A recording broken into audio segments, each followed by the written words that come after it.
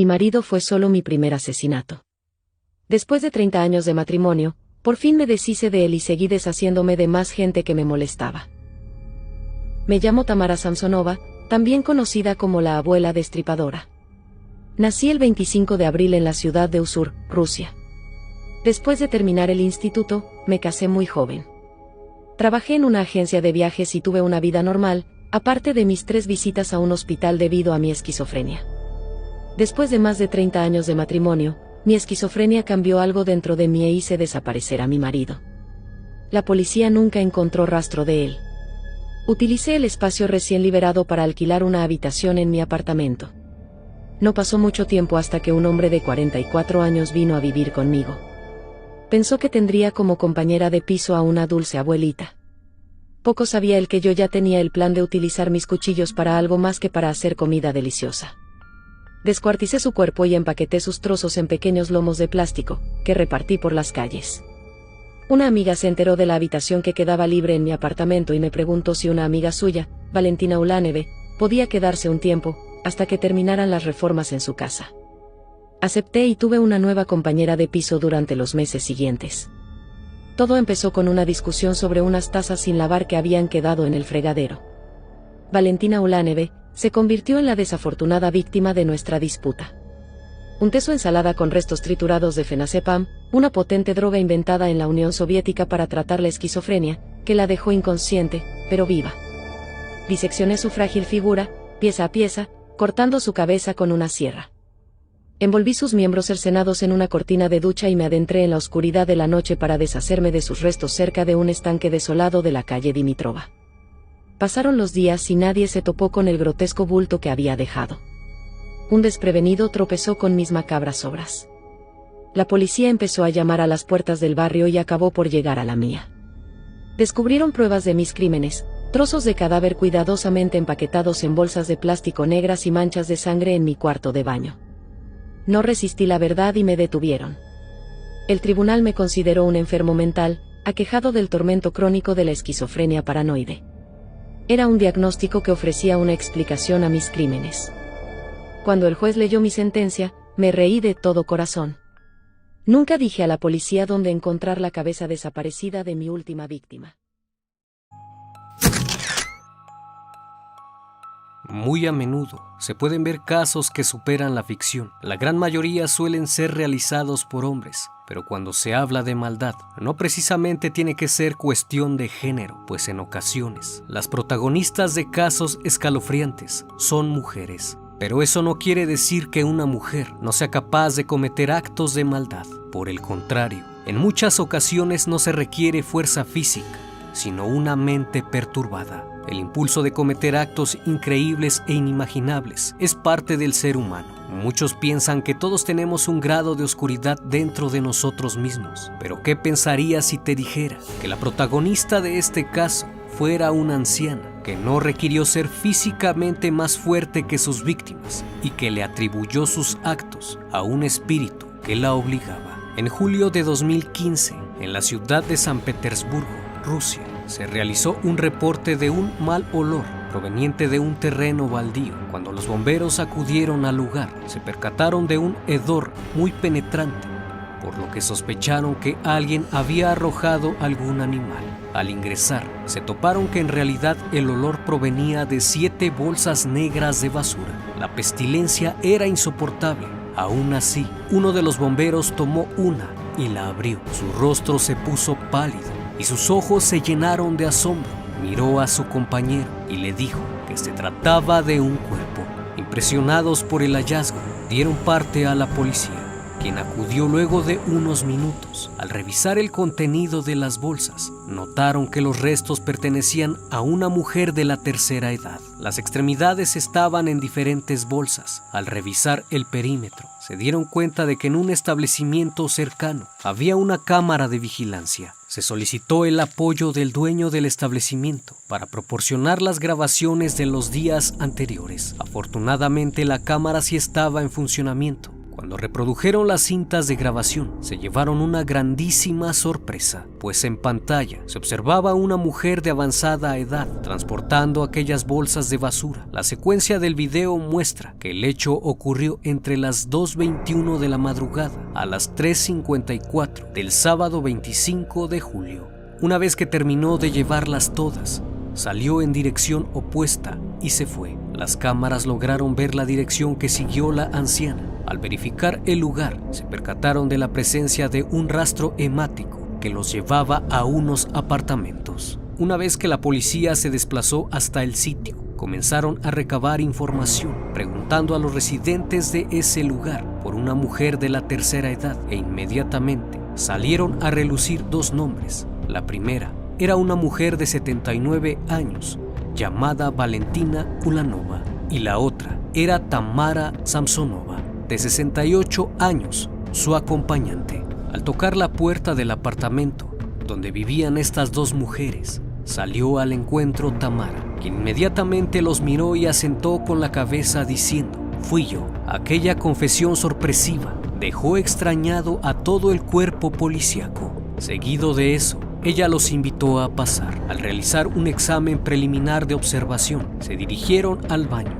y es ahí donde encontraron evidencias de que efectivamente ahí había ocurrido el hecho, pues al interior de la bañera se observaban sierras y cuchillos, aún con sangre seca. Aunque lo peor estaba por venir, pues al percatarse de que había pedazos de papel aluminio, la policía se imaginó lo peor, así que uno de los oficiales se dirigió a abrir el refrigerador y al interior encontró lo que había intuido, pues se encontraban trozos de un cuerpo envueltos en papel aluminio. La sorpresa del hallazgo dejó a la policía sin palabras. Una vez que se realizó el hallazgo, los oficiales llamaron al Comité de Investigación de Rusia, el cual funge como la principal autoridad de investigación en Rusia. Debido a la gravedad del caso, al hacer el interrogatorio preliminar, ella no negó su confesión, afirmando que no había recibido ayuda de nadie y que ella era la única culpable, pues luego de una discusión decidió terminar con Valentina. Cuando le preguntaron si había comido partes del cuerpo de la víctima,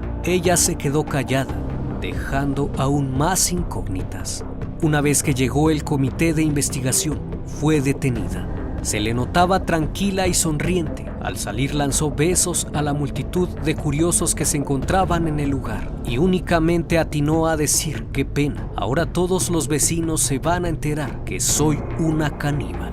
¿Qué pensarán de mí?». Inicialmente los medios de comunicación en Rusia llamaron al caso como la pesadilla en la calle Dimitrova, por ser el nombre de la calle donde se ubicaba el domicilio de la mujer. La probable responsable, Tamara Samsonova, de 68 años de edad, fue arrestada el 28 de julio del 2015. Todos estaban sorprendidos, pues casos como estos suelen ser muy pocos o casi nulos. La autora material del crimen, una anciana de unos 60 metros de altura, de complexión delgada, ojos bondadosos, cabello castaño que apenas toca sus hombros, que a simple vista inspira compasión y confianza, descrita por algunos vecinos como una persona de buen corazón, bondadosa, que siempre hacía favores a quien lo necesitara, aunque también algo extraña. Al esparcirse la noticia del crimen, una de sus vecinas, amiga de la víctima, mencionó en una entrevista que estaban impactados ante tal acontecimiento, pero no del todo sorprendidos, pues muchos consideraban a la anciana una mujer bastante extraña, engañosa y sospechosa. Además mencionó que días después de no saber de su amiga, le preguntó a Tamara dónde se encontraba. Ella se puso nerviosa, la tomó del brazo y le dijo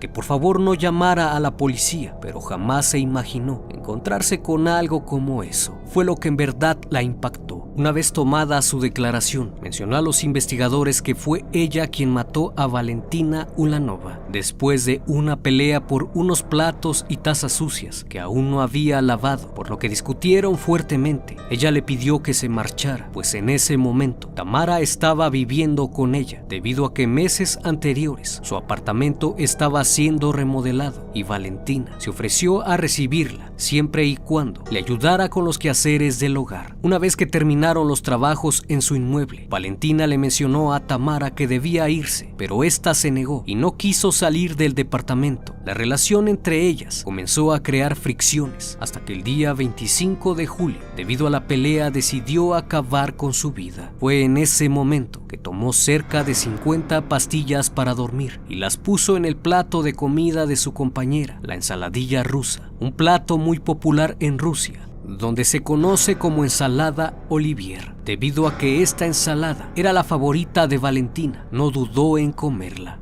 Tamara se fue a dormir y a eso de las 2 de la madrugada encontró el cuerpo de Valentina en el suelo de la cocina. La mujer aún no estaba muerta, todavía tenía funciones vitales. Aún así, tomó un cuchillo y una sierra y comenzó a cortarla en partes. Inició con la cabeza, después la colocó en una olla express, prendió fuego y la hirvió. Luego procedió a cortar los otros miembros y gradualmente se deshace de ellos. Es precisamente durante ese tiempo donde las cámaras de vigilancia del edificio logran captar a la asesina. Conforme los cortaba, los ponía en las bolsas y bajaba hasta el baldío. Una vez ahí los dejaba y regresaba nuevamente a cortar más partes. También se logra apreciar cómo baja con la olla y regresa sin ella. El video de esta cámara fue difundido de inmediato y muchas personas pudieron presenciar el hecho, haciéndose viral en instantes. Después mencionó que apartó los mejores órganos para comérselos. La cabeza la puso en una olla para sacarle lo que se pudiera. Luego bajó la olla tapada con un trapo de cocina, la llevó al baldío y la puso en una bolsa. También confesó que apreciaba a la víctima y que por esa razón no se la había comido antes. Pero eso de no lavar los platos no pudo aguantar más, así que terminó con ella. Luego pensó que podía vivir ahí durante unos meses hasta que aparecieran sus familiares o alguien más. La aterradora confesión aumentaba gradualmente. Después dijo que no se comió su pecho porque estaba flácido y que a ella le gustaban más duros, como los de la chica que se había comido hace años, refiriéndose a otra posible víctima. Una vez que terminó de dejar las 7 bolsas, al regresar al inmueble, tomó partes del hígado y se lo comió, añadiendo que, a pesar de la edad de Valentina, estaba en buenas condiciones, pues a ella nunca le gustó tomar. Los investigadores quedaron sorprendidos ante tal declaración, la cual rindió sin mostrar el más mínimo arrepentimiento. Luego de revisar el apartamento minuciosamente, encontraron libros esotéricos y de magia negra, pues era aficionada a la astrología. Además, hallaron un aterrador diario perteneciente a Tamara, escrito de su puño y letra. Dicho diario se encontraba escrito en alemán, ruso e inglés. En su contenido se lograba apreciar la confesión donde decía que había privado de la vida a su amiga, cortándola en pedazos, para posteriormente meter sus partes en bolsas de plástico y tirarlas por distintas áreas del distrito de Frunzensky. Pero eso no era todo, pues describía también una serie de sucesos macabros y terroríficos que hacían alusión a la ingesta de la carne, las tripas, los ojos y la lengua de por lo menos 11 personas, incluyendo a su marido, y que su parte favorita eran los pulmones. Además, realizó unos dibujos representativos de cómo desmembró a sus víctimas y cómo saboreaba su carne en diferentes comidas. En muchos fragmentos mencionó su vida cotidiana, la cual en apariencia le resultaba aburrida y poco emocionante. Hablaba también de cómo acabó con la vida de uno de sus inquilinos, utilizando el mismo modus operandi. De igual forma, lo comió y disfrutó sus pulmones. Cuando le cuestionaron sobre lo que habían encontrado en el diario, ella afirmó que todo era cierto, pero que era influenciada por alguien más. Se le preguntó sobre su marido, y ahí dijo que en el año 2005 le había privado de la vida, apuñalándolo mientras dormía. Después lo cortó con una sierra mecánica y se comió sus partes íntimas, y el resto del cuerpo lo esparció por todo el barrio en bolsas de basura. El cuerpo nunca fue encontrado y solo les dijo a sus vecinos que se había escapado con otra mujer. Una vez que la investigación estaba en proceso, la policía trataba de entrelazar diferentes casos de personas que habían sido halladas de la misma forma que la víctima más reciente. Entonces se logró identificar a un sujeto cuyo cuerpo había sido encontrado en el año 2003, sin brazos y sin piernas. Al revisar las pertenencias de Tamara, encontraron una tarjeta de visita manchada de sangre perteneciente a este hombre. En agosto de ese mismo año, se procedió a la búsqueda de la cabeza de la víctima, debido a que no pudo hallarse. Tampoco aparecieron sus manos ni sus órganos internos, y en gran parte los investigadores piensan que quizás Tamara comió la cabeza y esa sea la razón de no encontrarla. Luego de analizar el diario, se estableció que si todo era cierto, por lo menos 11 personas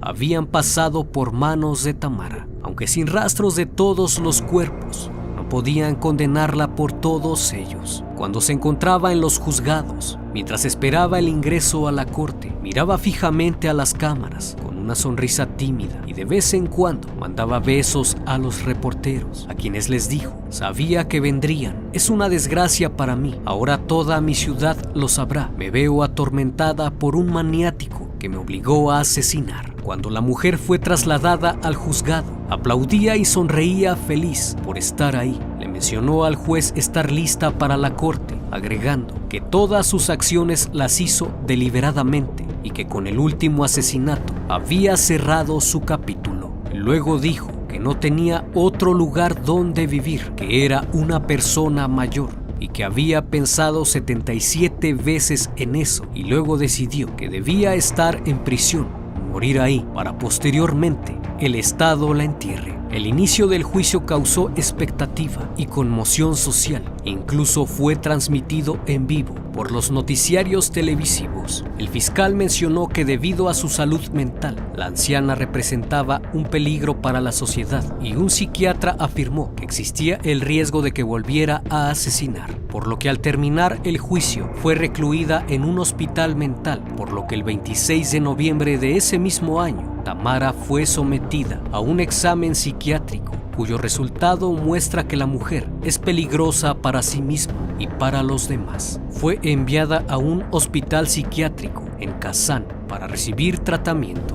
Mencionó sentir una profunda admiración y fascinación por Andrei Chikatilo, pues lo que le atraía de él era su historia y las cosas que hizo. Tamara Samsonova nació el 25 de abril de 1947 en Krai de Krasnoyarsk, Rusia, hija de padres alcohólicos, sobrevivientes a la Segunda Guerra Mundial, que con el tiempo lograron tener conexiones con el gobierno, teniendo un mediano estilo de vida. Su infancia fue completamente normal. Aún así, recuerda que sus padres le contaban historias terroríficas de cómo la población de San Petersburgo tuvo que comer ratas, perros y gatos para poder sobrevivir. Desde pequeña era muy intelectual. Siempre le gustaron las letras. Cuando terminó sus estudios de secundaria, se fue a vivir a Moscú, ya que ella quería estudiar lenguas. Es así que entró en la Universidad Estatal de Lingüística, donde aprendió 3 idiomas e incluso se graduó con honores. Al terminar se fue a vivir a San Petersburgo. Ahí conoce a un sujeto llamado Alexei Samsonov, con quien años más tarde se casaría